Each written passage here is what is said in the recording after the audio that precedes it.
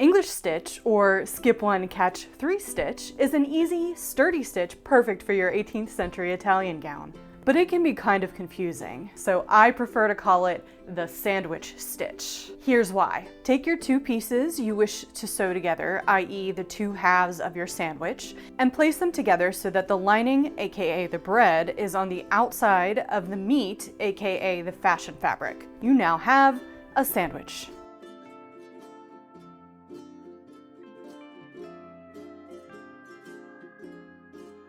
This is what helps me see it. Hopefully it will help you out too. Okay, so here's our sandwich. We've got the bread, i.e. the lining on the top, and the meat, aka the fashion fabric, in the center. I've pulled my thread through. We're going to skip the first side of the bread, and then we're going to sew the meat and the other side of the bread and pull. And you want to get this as close to the edge as possible. On the other side where the thread is, we're going to skip this part of the bread, and we're going to sew through the meat and come back on the other side of the bread.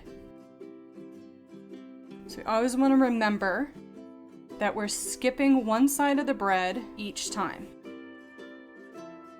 And it's always the side of the bread that you just came out of is the one that gets skipped. So we're going to skip and sew,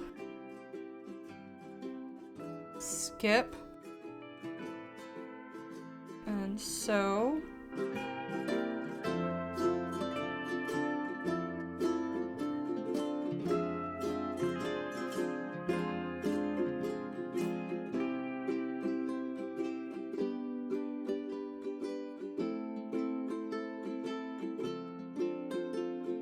So this is sewing all 4 layers together at once, and it creates a very nice, strong seam. It's pretty simple once you get the hang of it. The hardest part for me is remembering to put the bread on the outside of the meat, which is why I think about it like that.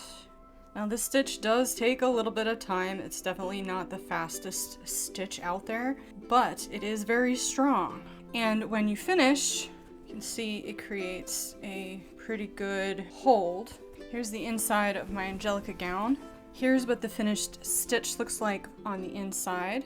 You really want to make them as small and neat as possible. And here's what it looks like on the outside. Nice and visible stitching, nice strong bond, very fun.